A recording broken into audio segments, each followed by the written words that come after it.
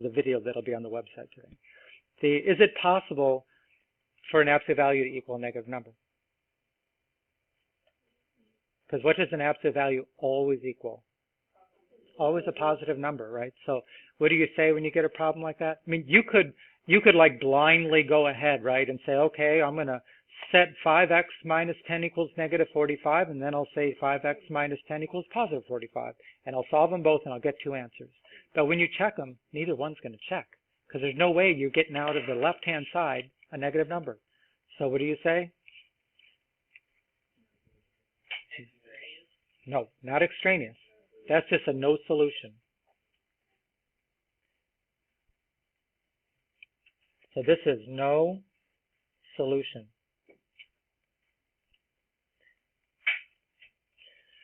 Okay, what about the next one?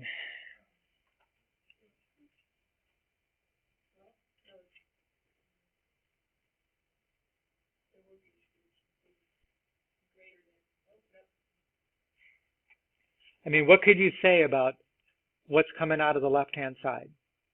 It's going to be positive, right? So the right-hand side is a negative number. So when is that true? When are positive numbers greater than negative numbers?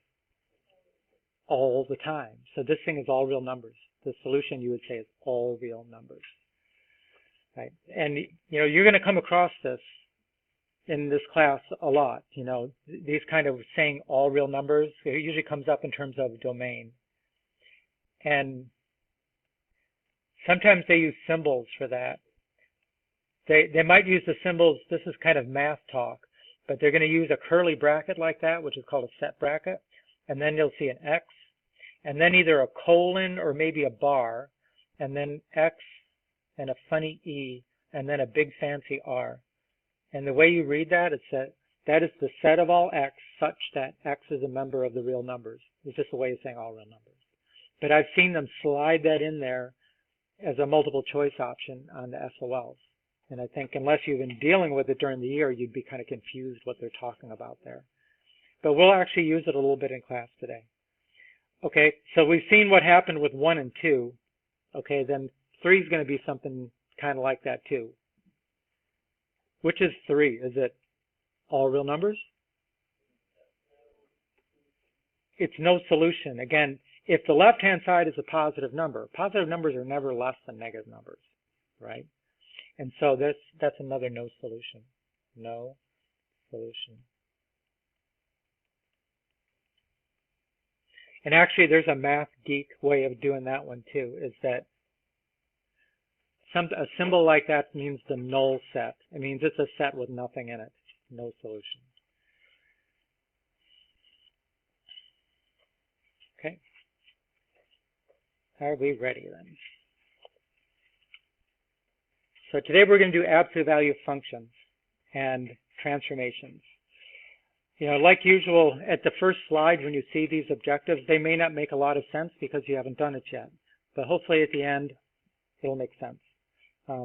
This is actually not going to happen. Okay, the test will happen. 20th.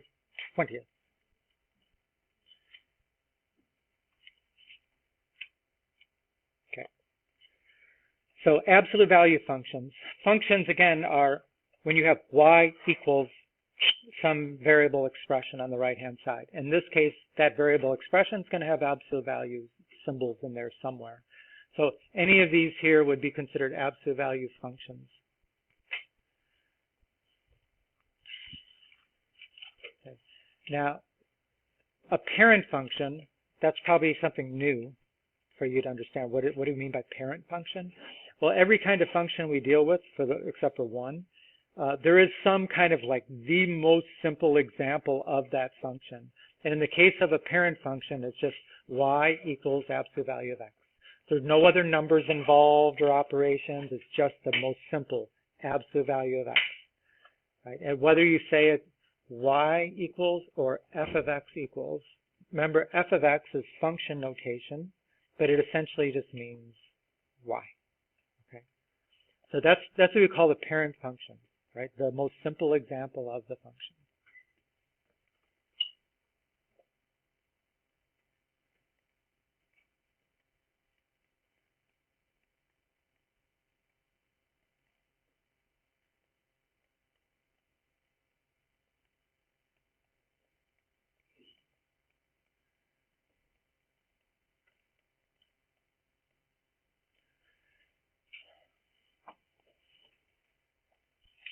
So when you have a new kind of function that you haven't dealt with yet, and you really want to know, like, okay, well, what is this? What does it look like? All that. I mean, honestly, we could probably do this more like a calculator exercise, but we're still going to do it a little bit just as a table of values, plotting points kind of thing, at least for the first part of the lesson today. Usually what you'll do is make a table of values, plot some points, and see whether you can see the shape, right? What does it look like? So I made a table of values there, and I filled in x values from -2 to 2. So the first question is, where did those values come from?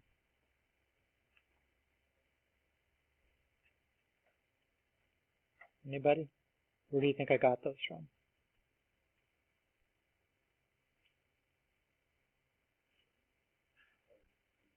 No, you get to choose x values, right? The x values, the input variable, which is, whatever's on the right-hand side, is called the independent variable. It's the thing you get to choose. I didn't have to pick these 5 numbers. I could have picked any numbers.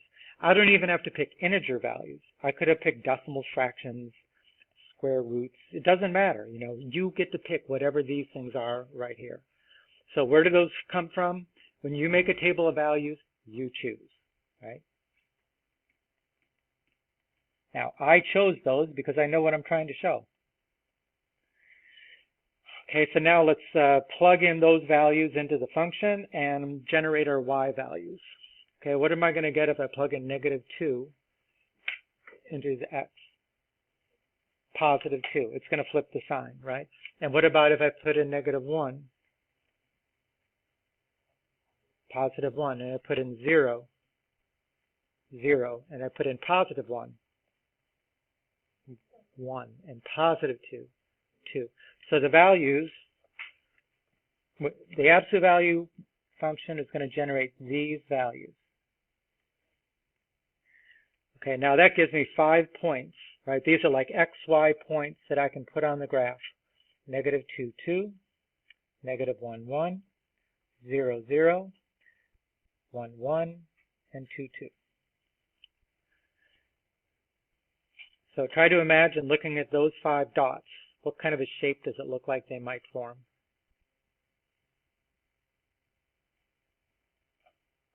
What kind of letter does it look like? It's a V, right? And absolute value functions have the shape of a V. So let me sketch that in.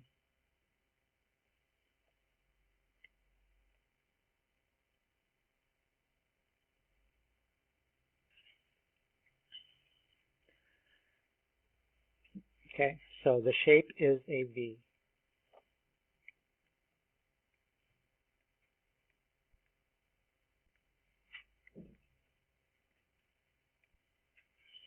Right? It's a V. It's symmetric, meaning it's the same on the left as it is on the right. If you using geometry talk, right? There's a line of symmetry that goes vertically right through the middle. That point at the bottom of the absolute value, that is called, of the V, that's called the vertex. Vertex.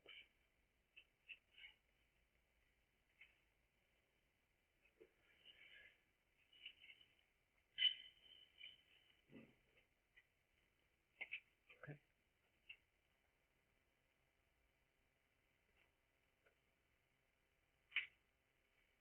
Good.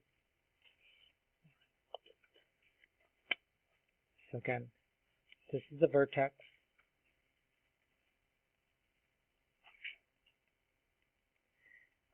There is a line of symmetry that goes through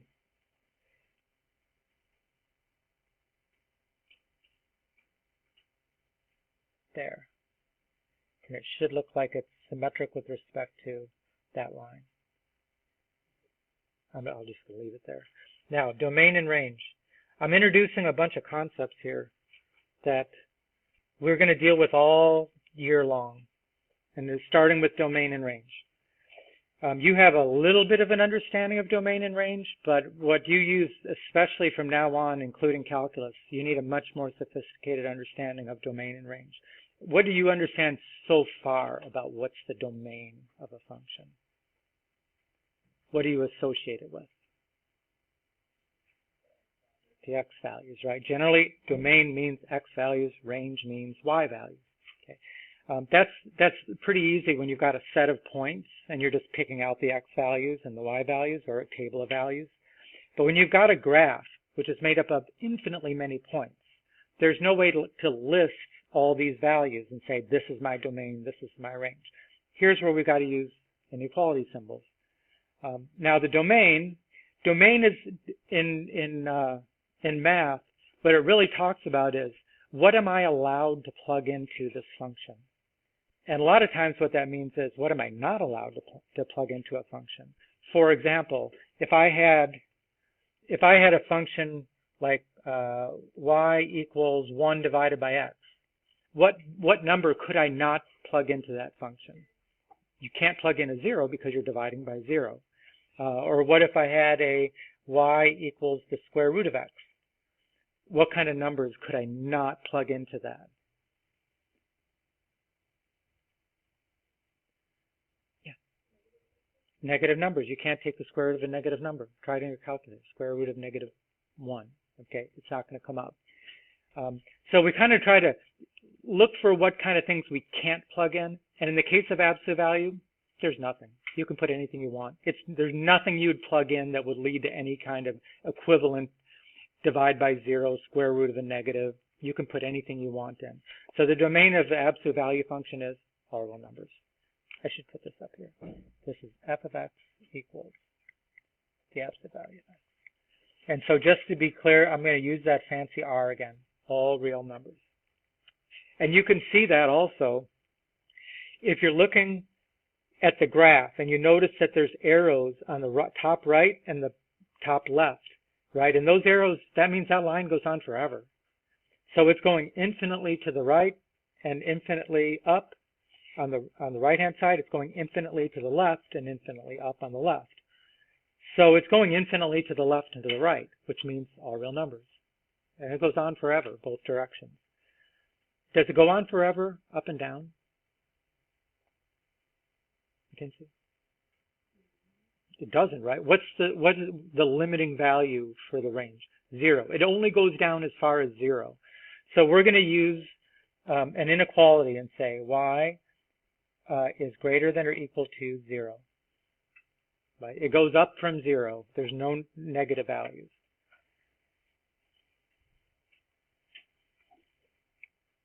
Okay. So domain and range.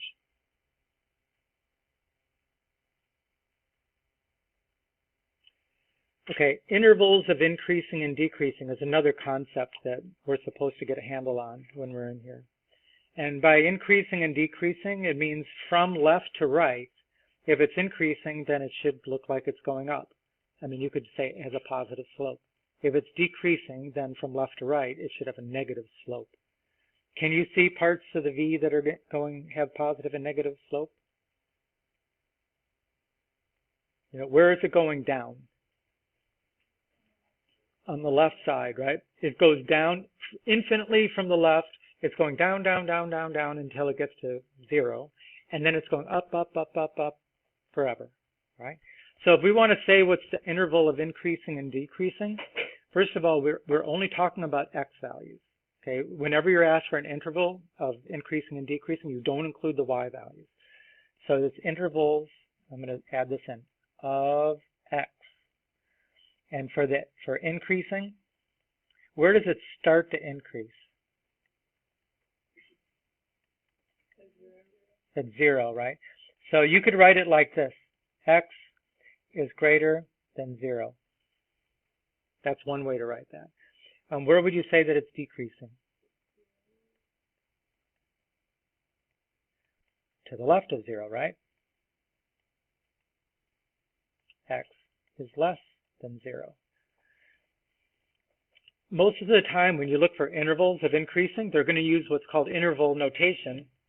And interval notation would look like this. For x increasing from 0 and onward, you would say parentheses 0, comma, infinity. That means it's starting to increase at 0, and it goes on until infinity. And that's in order, right? 0 is less than infinity. If I use the same interval notation for decreasing, it would be negative infinity, comma, 0.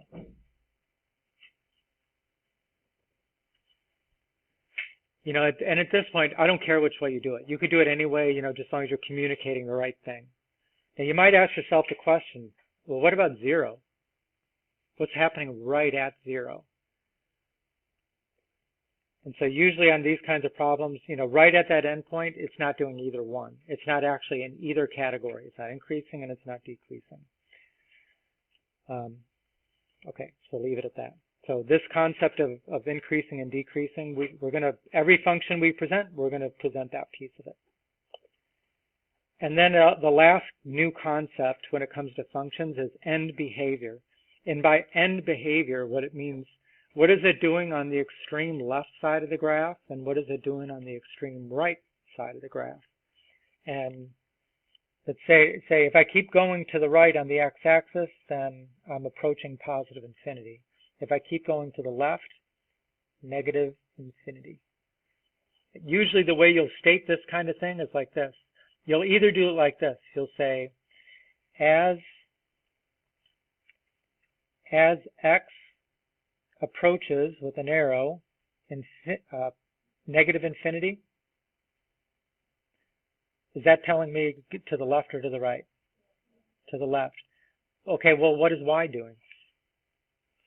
What's the graph doing in the y direction as I code this way? It's increasing, it's going to positive infinity. So as x approaches negative infinity, y approaches positive infinity.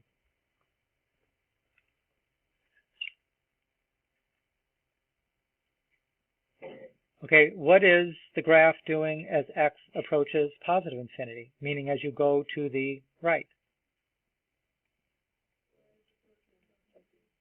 Yeah, it's still approaching positive infinity. And you could put in a little plus to make it clear that it's plus. I mean, it doesn't really need it because it doesn't change it.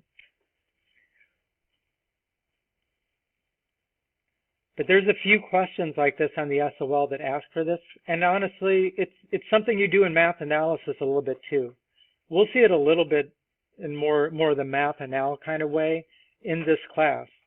But at the very least, we want to be able to answer a question like this and not be totally confused. You might be confused today. It's the first time you ever saw it, so it's understandable the first time you see a concept that it might be a little confusing. Okay, so now that we know what the parent function of an absolute value looks like, now we're going to do what we call transformations. Okay, and that is we're going to shift it left, right, up, and down. We're going to flip it so that it's not a V that opens up, so that it's a V that opens down. We're going to stretch it, so we're going to pull it vertically, right? And we're also going to shrink it vertically. Those are all transformations.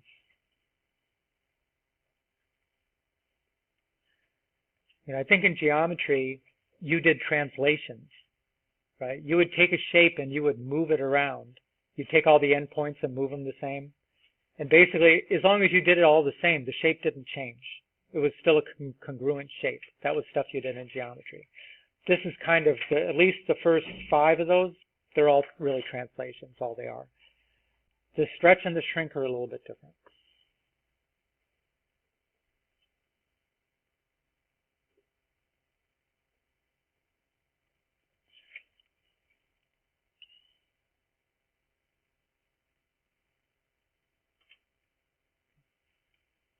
Okay?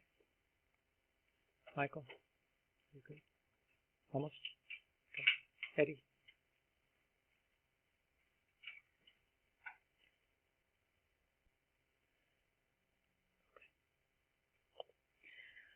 Okay, so before I start this, let me do this.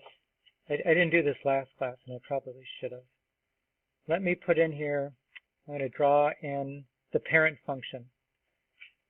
And I'm going to do it in a dashed line so it doesn't take up too much.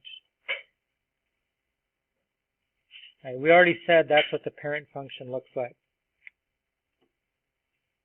So now we'll be able to compare what happens to this graph. Now we're going to go that one, and I'm going to go blue. I actually only need that. So let's do a table of values. And I'm using the same 5 x values. What's the value of y when x equals -2? Incorrect. 4, right? The absolute value of -2 is 2, and +2 is 4. Man. Okay, how about -1? 3, 0, 1, 2, 4.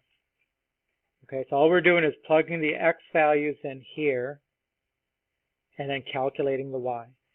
Now, if I graph those 5 points, -2, 4, -1, 3, 0, 2, 1, 3, 2, 4, we can see our v, can't we?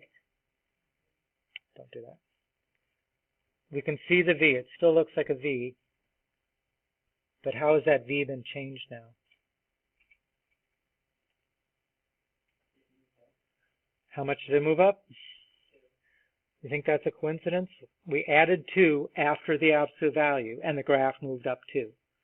Okay, that's what happens when you add a number after the function. It moves it up or down. So this, in this position here, if you add or subtract a number, that's a vertical shift.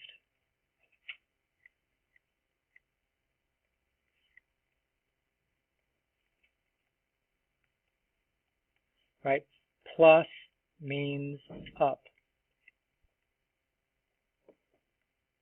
Right? Minus means down.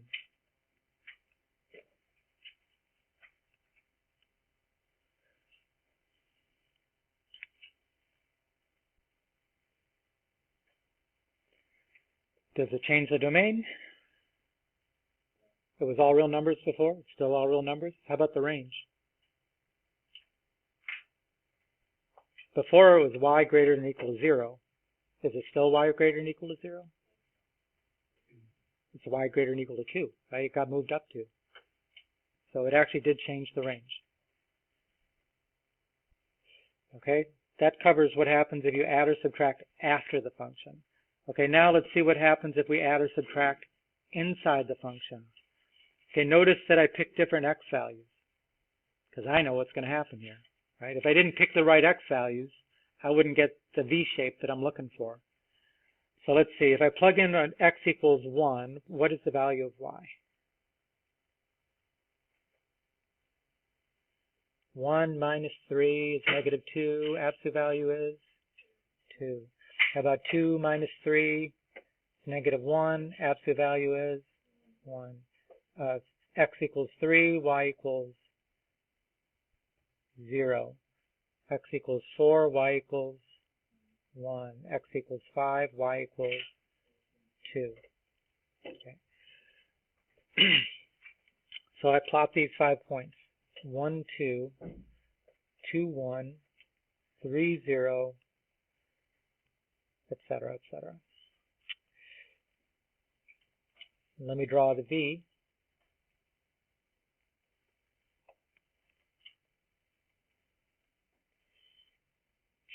Like that.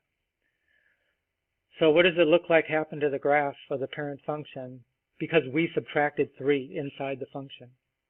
Yeah. It moved it to the right 3. You might have, if I just said to guess, what's your intuition about this? You might have thought, well, if I subtract 3, why won't it go to the left? Okay, well, I'm not here to explain it. I'm telling you, we plotted points and it clearly goes to the right.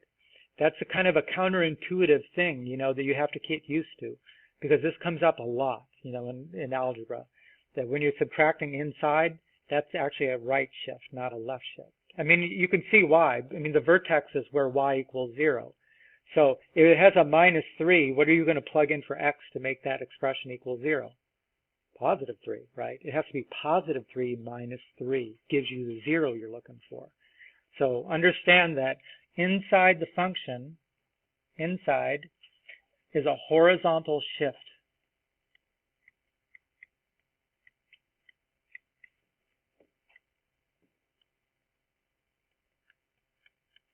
you know, and minus means right. Plus means left.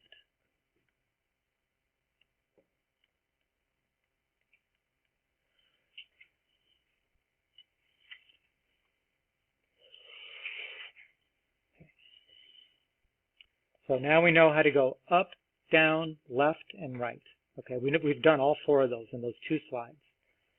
Okay, next we're going to figure out, okay, what's going to happen to the function if I stick a negative in front of the absolute value? Right, what am I going to get for y when I plug in x equals -2?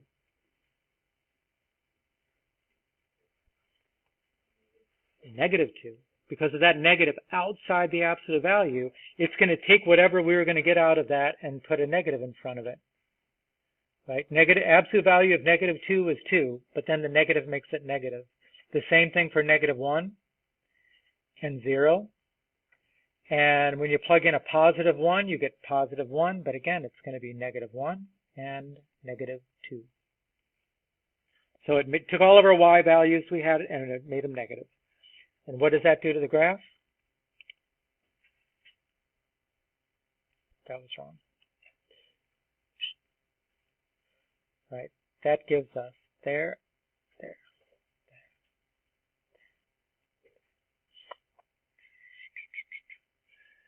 my line.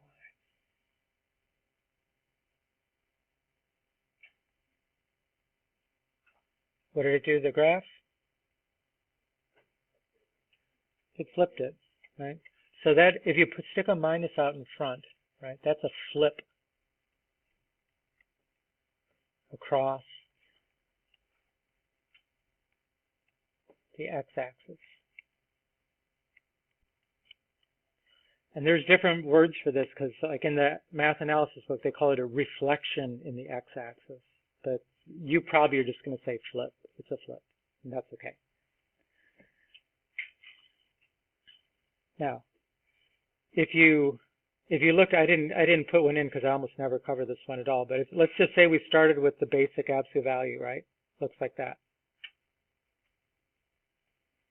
There is actually a way to flip it across the y-axis.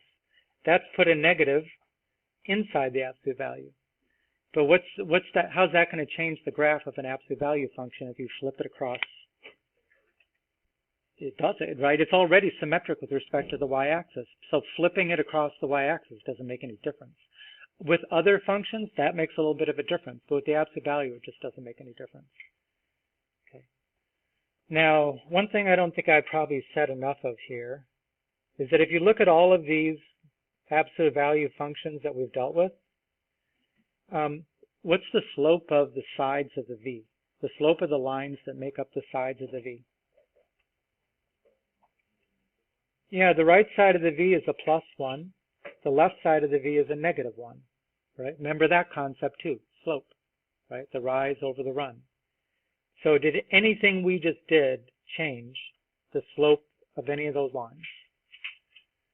It's still -1, +1, -1, +1. And when we flip it, it's +1 and then -1, but it's still 1 and -1, right? We didn't do anything to change the shape. That's all of this could be called translations, but this still falls into a bigger category, which are called transformations. Okay, so once we understand the parent function and how we transform it by adding and subtracting numbers or flipping it and all that, then we don't do any more tables of values. We draw the graph like we know it, okay? And so in this case here, if I'm going to graph y equals absolute value of x plus 4 minus 2, I've got to ask myself, what is the +4 inside of the function going to do to that graph? How does that shift it? Up, down, left, or right?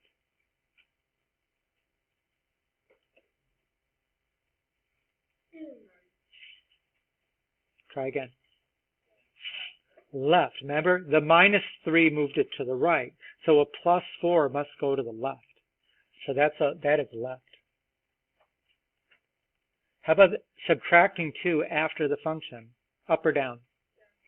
Down, right? The vertical shift is more like you expect it to be. Okay, so I can go left 4 and down 2. That's going to be the new vertex right there.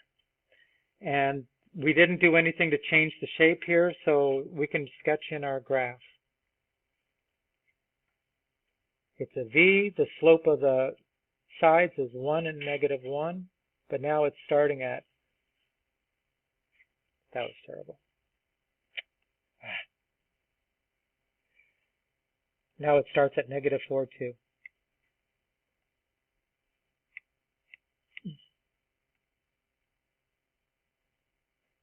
I'm really messing this up.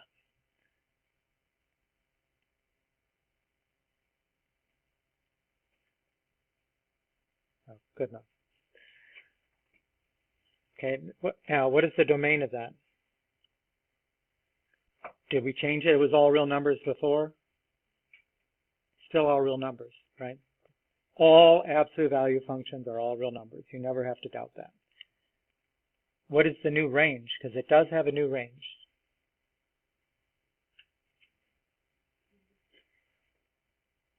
How are we going to say it? It's got to involve y somehow. Yeah, y is greater than or equal to -2. Okay, increasing and decreasing. How would you describe what it's doing from where the interval of x where it's decreasing? Where does it start? Yeah, you would go like this. -infinity to what value? -4, right? This is decrease. I'd say a big D. Okay, where is it increasing? -4 to +infinity. So we don't say anything about the -2, right? Intervals of x, or these are intervals of x. And then what is it doing on both sides in terms of end behavior? As you approach -infinity and +infinity, the graph is still going to +infinity, right? Both sides, up and up, right? As x, I'm going to write it like this. As x approaches plus or minus infinity, y approaches +infinity. It's doing the same thing on both sides.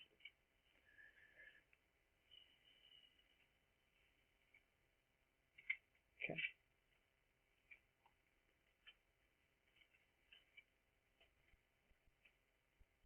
So I think the next one is one for you. So try to sketch that graph. Okay, so let me do it like this.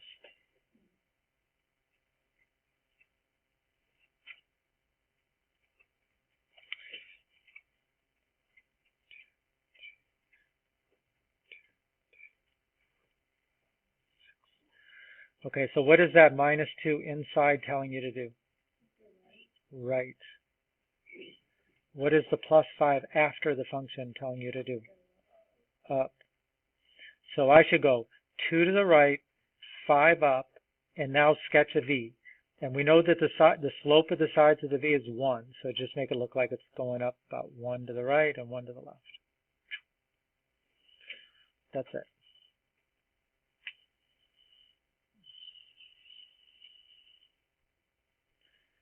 You know, so this is the first function that we do this with, but we do this transformation stuff with almost all the functions that we deal with in this class.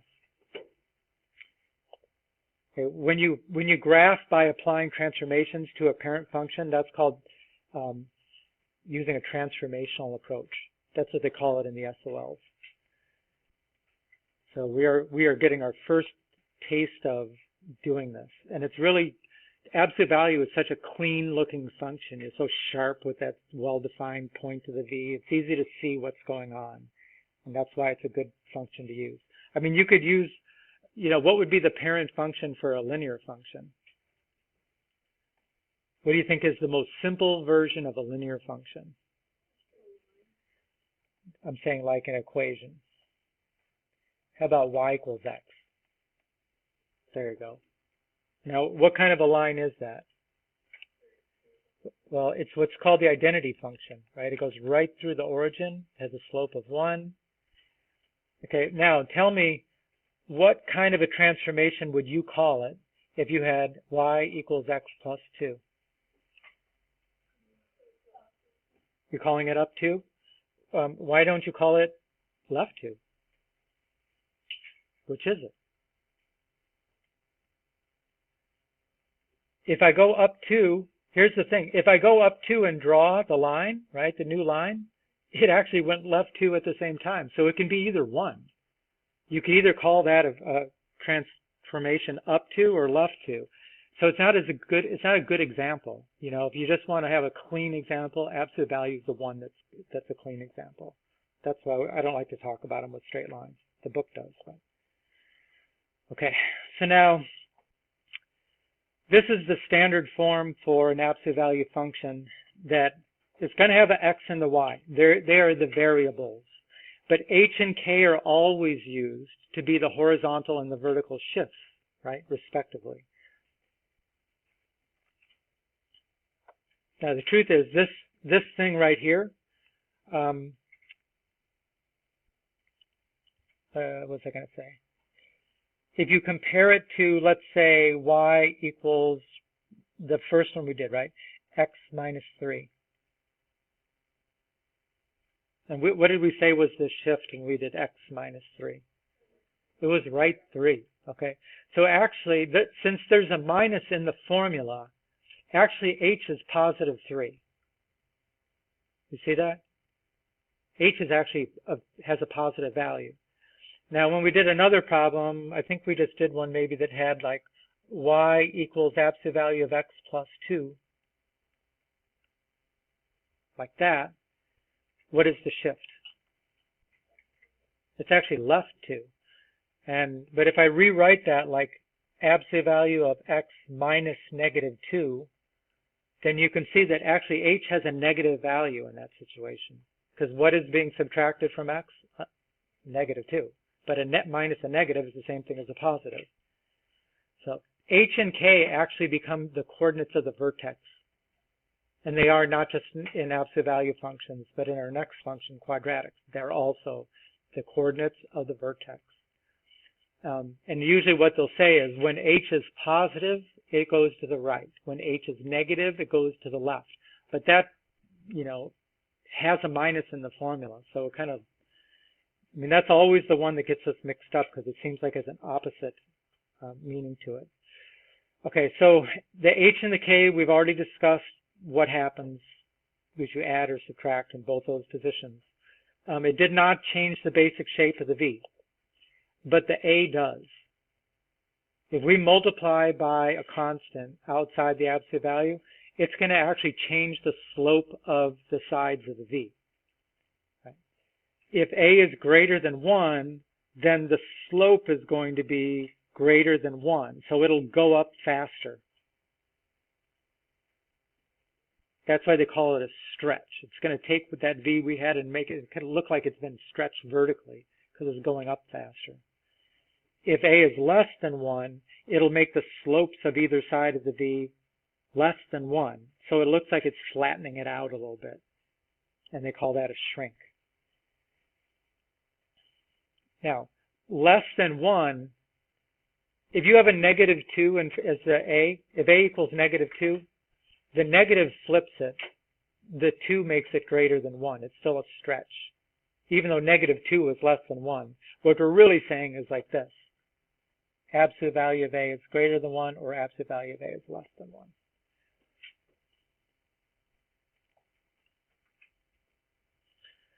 Okay, so let's try one of those.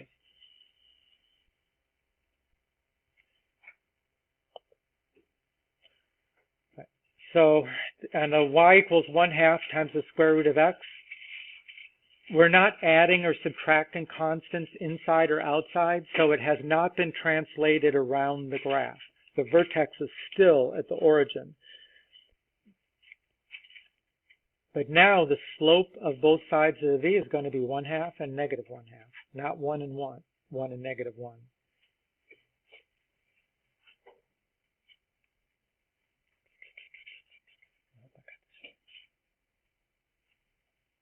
How's that?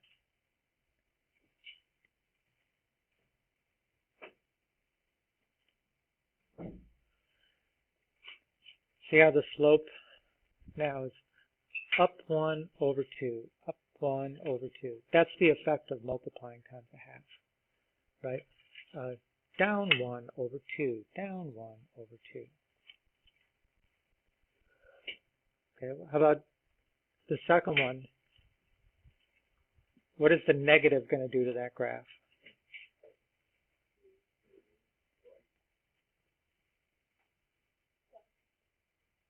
Say it again. Not love.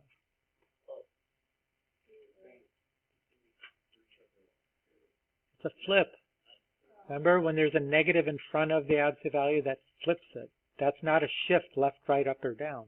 That's a flip it across the x-axis. Right? So remember that one.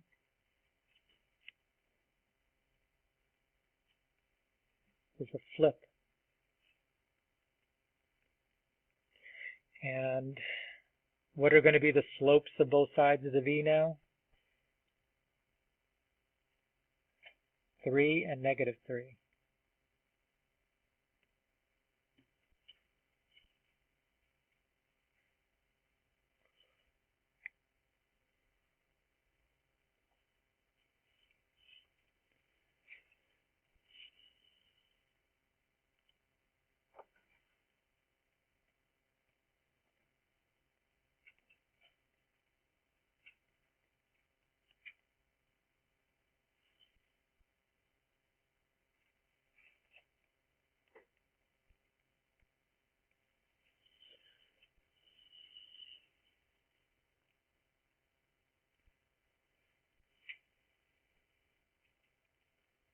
Yeah.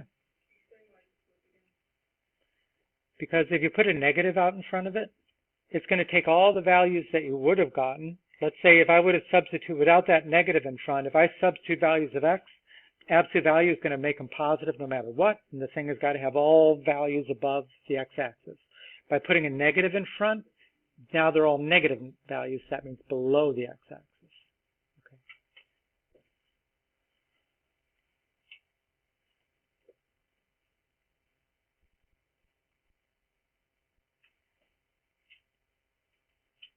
Okay. So try that. Sketch the v. I'll do it right here.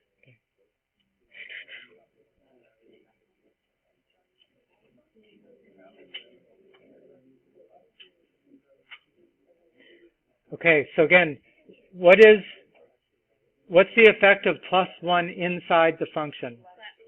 Left. And what's the effect of minus 3 after the function? Down. So I should go left 1, down 3. Okay, now I've got to have to draw the v. Okay, what's going to be the slopes of the sides of the v? 2. But remember, when you use slope, if there's no denominator, that's like 2 over 1. So that means you're going to have to go from this point, go up 2 and right 1, and go up 2 and left 1. There's your sides of the v, right?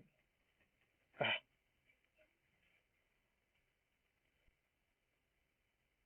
was trying to go there. So something like that. Can't see. That's good enough. I think I got one more for this. Try it. Oh no, that's the end of that part of it. Now we got to add this last little piece. Okay. We also have to graph two variable absolute value inequalities. But before we can do that, we got to remind ourselves, how do you graph inequalities?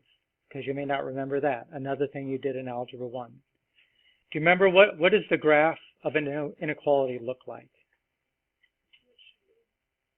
There's shading in it, right? So there's a line and there's shading. And then what else is different about the line?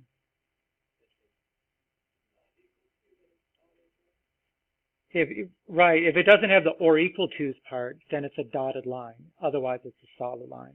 So remember, when you had to graph things like this, you had to do, first you had to graph the line y equals 2x plus 1.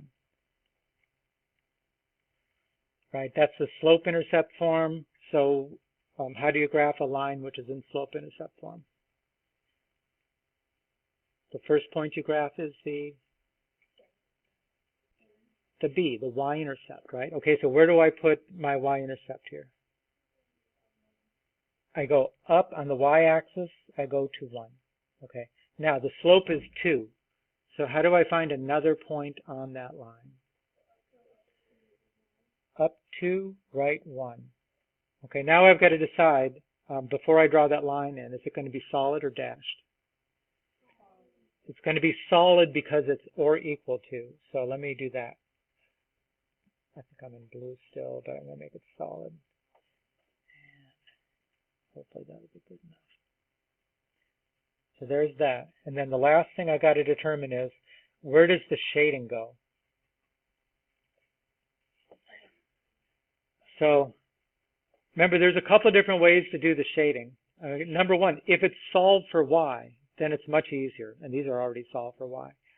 If it says greater than, you shade above. If it says less than, you shade below. So this one, y greater than or equal to 2x plus 1 means shade above that line, that way.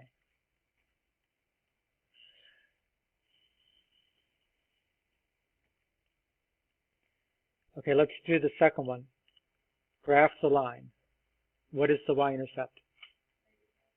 -1. Okay, what is the slope? -1, right? Because it's negative sign there. So that means I should go down 1, right 1. Should I use a solid or a dashed line? It should be a dashed line. So let me start here. Like that. And then should I shade above or below that line? Right. Because of this less than right there, that means below.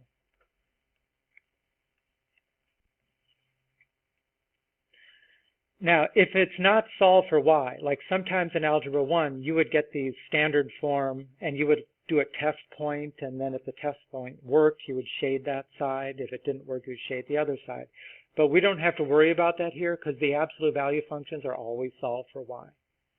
You're not going to have to solve one of those for y. So it's enough for us to just understand greater means above, less means below. So these are the steps then for how to graph a two-variable absolute value inequality. First, we got to graph the v, like we learned in the first part of this lesson. Okay, we got to decide whether or not to make it a solid line for a v or a dashed line for a v, just like we did on the previous slide. And then we got to decide whether to shade above or below. You about ready? Let's finish this. Too long. Okay, so graph. So again, just like we learned to graph the absolute value functions, I got to figure out what shifts are going on here. The -3 inside means right. The +4 after means up. So I should go right 3, up 4. There's the vertex. Okay, this one, what's the effect of the minus in front?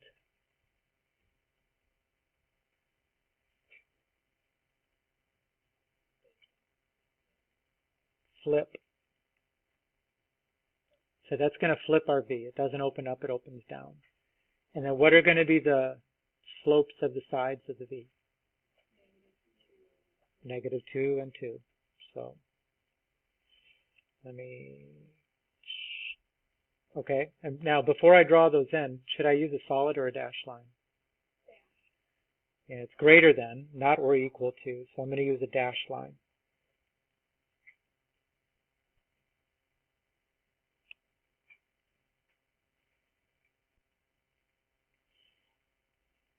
So there's my v, the slopes are 2 and -2. It opens down. It's shifted 3 to the right, 4 up. Which side should I shade? It says greater than. Right? Greater means above. So just show it like that. That's it.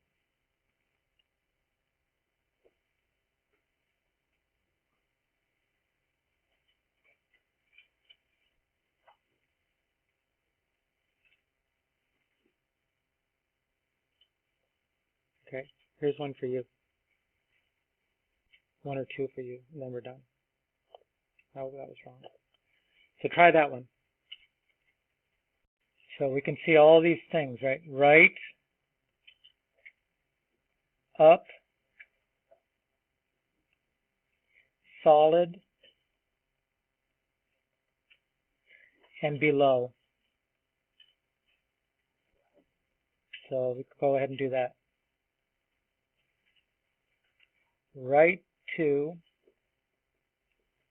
up 1, and the slope should be 1 and -1. It's solid, and it's shaded below.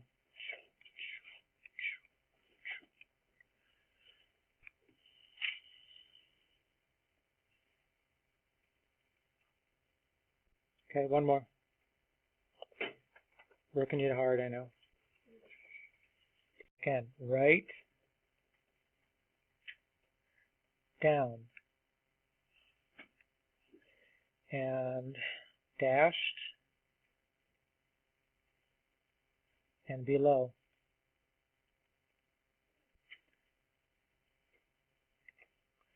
Right 1, down 3. Should be dashed lines, and a slope of 3 and -3. And the shading should be below. That's a pretty bad graph. But... Okay, and that is it. So we should understand now these concepts of domain, range, and behavior, and intervals of increasing and decreasing. We know what we mean by a parent function and how to transform it, and we can graph absolute value inequalities. There's the homework.